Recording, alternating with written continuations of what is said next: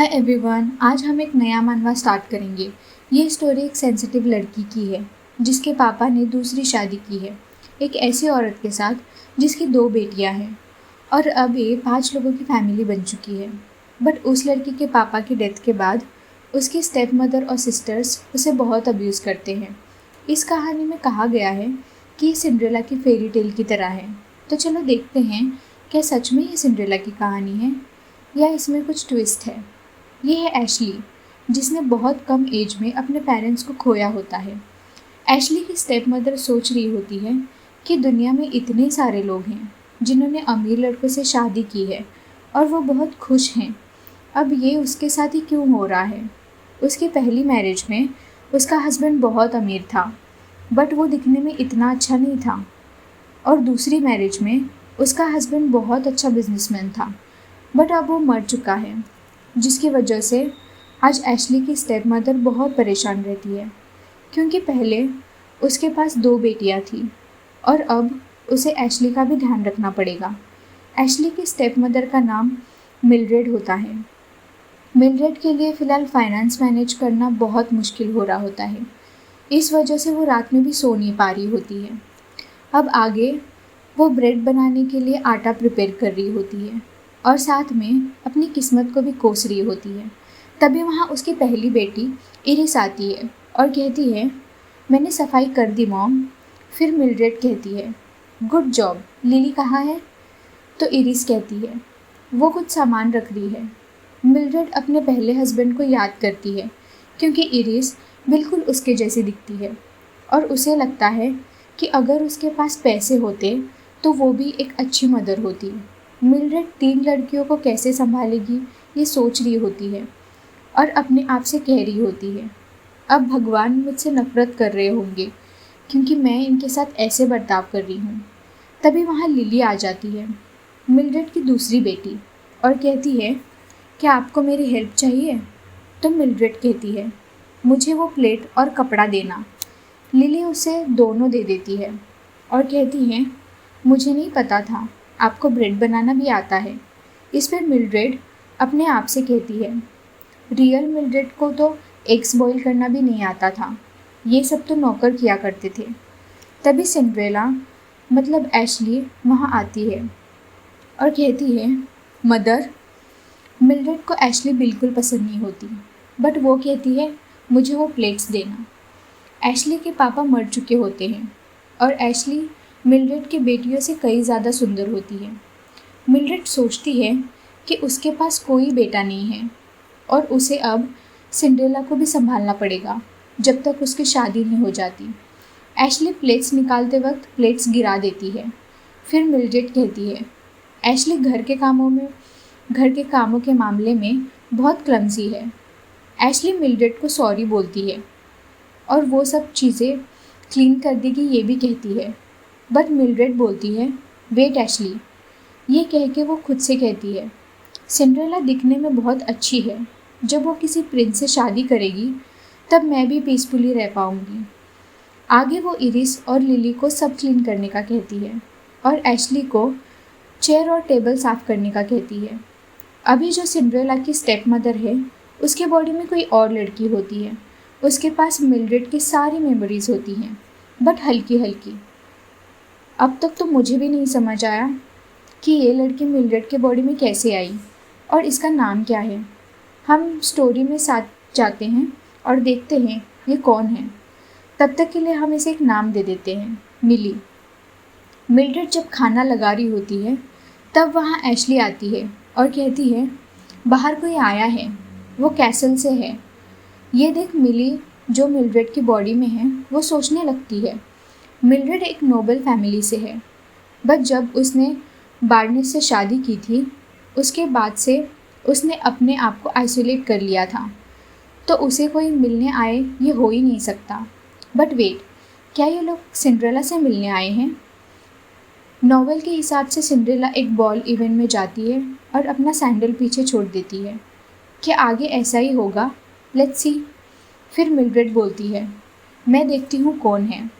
जब मिल्ड्रेड बाहर जाने लगती है, तीनों लड़कियाँ उसके पीछे से छुप छुप के देखने लगती है।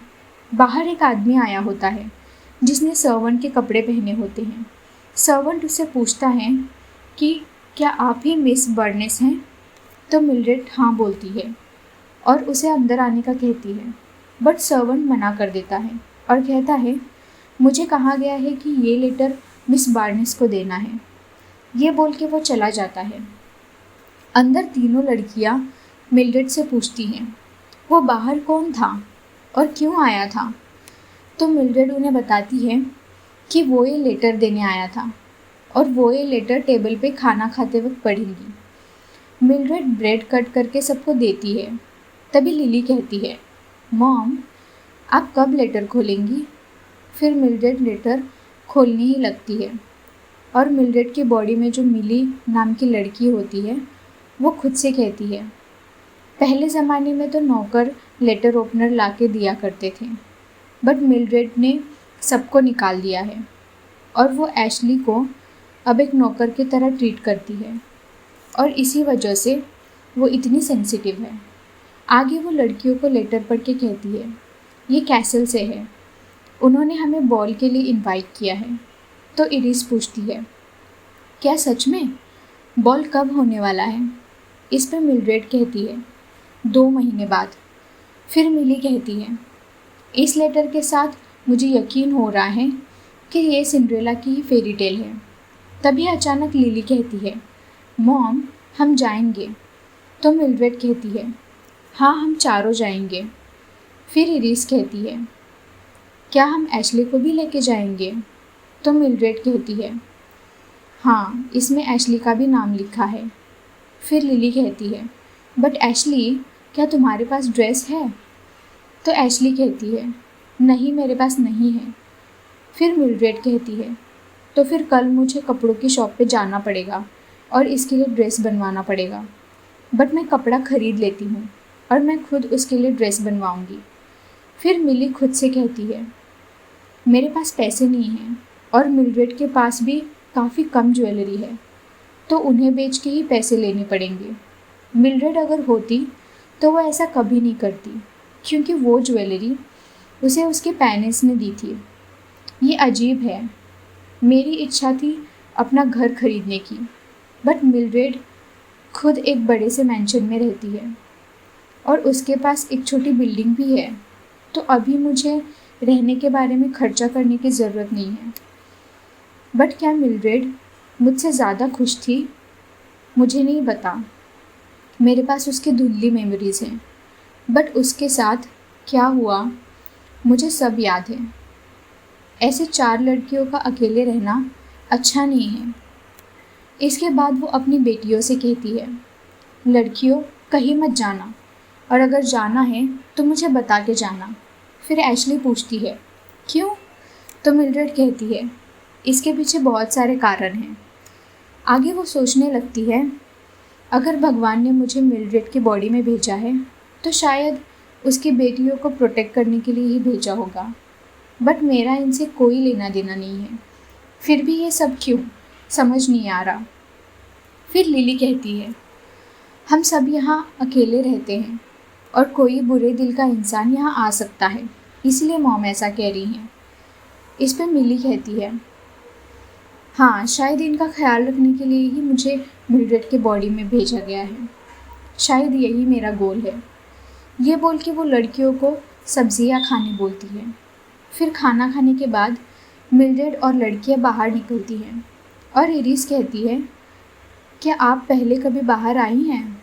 तो मिल्ड्रेड कहती है बहुत कम। फिर मिली सोचती है फ्रेड के डेथ के बाद मिल्ड्रेड ने मैंशन के बाहर कभी कदम नहीं रखा। वो अब तक इतनी शांत कैसे है? अगर मैं उसकी जगह होती तो अभी तक पागल हो गई होती। ये सब लोगों के लिए भी ऑड होगा। फिर लिली मिल्ड्रेड से कहती है मॉम देखो शहर। तो मिल्ड्रेड कहती है दोनों साथ में रहना ओके। फिर इरिस कहती है क्या मैं भी उनके साथ जाऊँ? तो मिल्ड्रेड कहती है नहीं उन्हें जाने दो। फिर इरिस पूछती है क्या आपको लिली के एशली के साथ घूमने से कोई प्रॉब्लम नहीं है? तो मिल्ड्रेड कहती है वो बहनें हैं, अगर वो एक दूसरे के करीब आते हैं तो इसमें कोई बुराई नहीं है। फिर इरीज कहती है, बट एशले तो हमारी स्टेप सिस्टर है। तभी अचानक मिल्ड्रेड को कोई धक्का दे देता है और वो ज़मीन पे गिर जाती है। इरिस मिल्ड्रेड के पास जाती है और कहती है, मॉम क्या आप ठीक हैं? दूसरी तरफ वो धक्का देने वाला इंसान उसे सॉरी कह के जाने लगता है। इरिस उसे रोकती है और कहती है, हे रुको, तुमने किसी को चोट पहुंचाई, तुम्हें उनसे माफ़ी मांगनी चाहिए। फिर वो आदमी कहता है, मैंने माफ़ी मांग ली है। इस पे इरिस कहती है, तुम उसे माफ़ी मांगना कहते हो? क्या तुम मजाक कर रहे हो? फिर वो आदमी कहता है, वेल तुम क्या चाहती हो, मैं क्या करूं? तो इरिस कहती है, तुम्हें नहीं पता, ठीक से माफ़ी मांगो। ये सुन के मिल्ड्रेड कहती है, ये इरिस किसके साथ लड़ रही है? क्या ये मजाक चल रहा है? बट इरिस गलत नहीं है। अगर किसी इंसान में मैनर्स नहीं है तो वो एक थप्पड़ डिज़र्व करता है। ये बोल के मिल्ड्रेड उठने लगती है। तभी वहाँ एक लड़का आता है और उसकी हेल्प करता है और कहता है, मुझे माफ़ करना, क्या आप ठीक हैं? अगर नहीं तो मैं आपके ट्रीटमेंट के लिए पैसे दे सकता हूँ। फिर मिल्ड्रेड सोचती है, ये लड़का मुझसे ऐसे कैसे बात कर सकता है? फिर वो उस लड़के से कहती है, क्या तुम जानते हो मैं कौन हूँ? तो वो लड़का कहता है, क्या? फिर मिल्ड्रेड कहती है, मैंने पूछा क्या तुम जानते हो मैं कौन हूँ? अगर नहीं तो तुम मुझसे ऐसे कैसे बात कर सकते हो? तुम मुझसे छोटे हो। ये बोल के मिल्ड्रेड अपना हाथ छुड़वाती है और सोचती है, मेरी ड्रेस पूरी ख़राब हो गई है, मेरे घुटने पे भी चोट लगी है। इसका मतलब ये है कि मेरा इनर स्कर्ट भी फट गया होगा। फिर जब वो अपना ड्रेस ठीक करने लगती है तो वो लड़का कहता है, सुनिए, क्या हम वहाँ जाके बात करें? यहाँ बहुत शोर है और लोग भी। तो मिल्ड्रेड कहती है, ये अभी भी ऐसे बात कर रहा है। दूसरी तरफ इरिस उस आदमी पे चिल्ला रही होती है कि वो उसकी मॉम से ठीक से माफ़ी मांगे। ये देख मिल्ड्रेड कहती है, दैट्स माई गर्ल। आगे वो उस लड़के से कहती है, तुम सॉरी बोल रहे हो बट तुम्हारे एक्शंस सॉरी से मैच नहीं कर रहे। दूसरी ओर इरिस कहती है, माफ़ी मांगो, मेरी मॉम से माफ़ी मांगो। फिर वो आदमी कहता है, क्या ये तुम्हारी मॉम है? फिर वो ब्राउन आँखों वाला लड़का कहता है, क्या आप उसकी मॉम हैं, बहन नहीं? तो मिल्ड्रेड कहती है, हाँ, तो बताओ कहाँ है मेरी माफ़ी? फिर वो नीली आँखों वाला कहता है, मैंने अभी अभी एक गलती की, क्या आप मुझे उस गलती के लिए माफ़ करेंगी? अगर मैं आपके लिए कुछ कर पाऊँ तो मुझे बहुत खुशी होगी। तभी दूसरा लड़का उसके गाल पे थप्पड़ मार के कहता है, मैं इसकी तरफ से माफ़ी मांगता हूँ, मैं आपके ड्रेस की भरपाई कर दूँगा और मैं आपको अपने घर इनवाइट कर रहा हूँ। आप वहाँ थोड़ी देर आराम कर सकती हैं। अगर आप थोड़ा आगे जाएंगी तो वहाँ एक रेस्टोरेंट है, आप उन्हें ये दिखाना, वो आपको जो चाहिए वो दे देंगे। प्लीज़ आप लोग मज़े करना।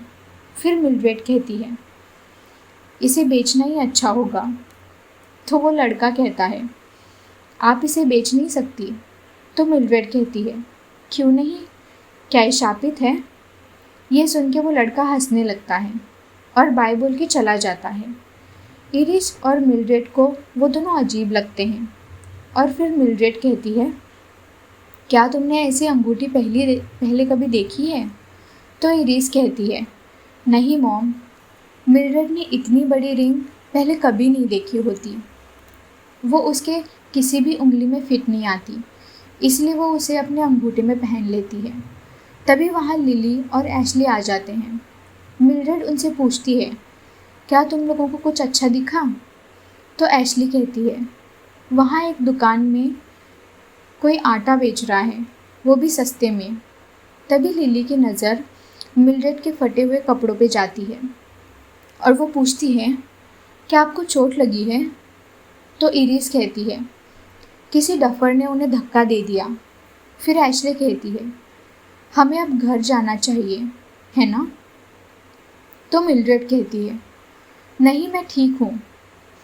आगे मिली सोचती है, प्रिंस और एशले तो मिलके मिलते ही एक दूसरे से प्यार करने लग जाएंगे।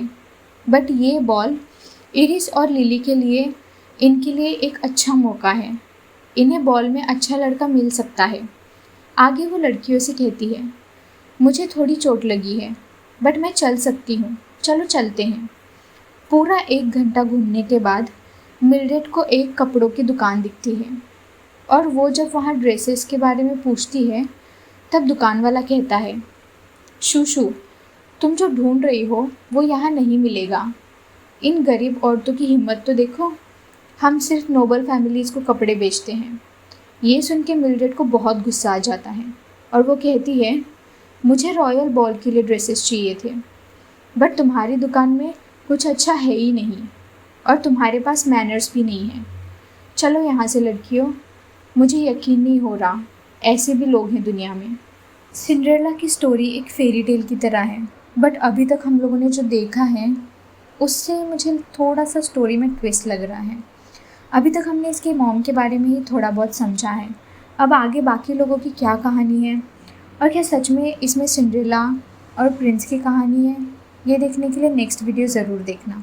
Thank you everyone for watching this video. अगर आपको ये वीडियो पसंद आई तो लाइक और कमेंट करके मुझे ज़रूर बताना और ऐसे नए मानवा देखने के लिए सब्सक्राइब करना बिल्कुल मत भूलना। Bye bye everyone, see you in the next video.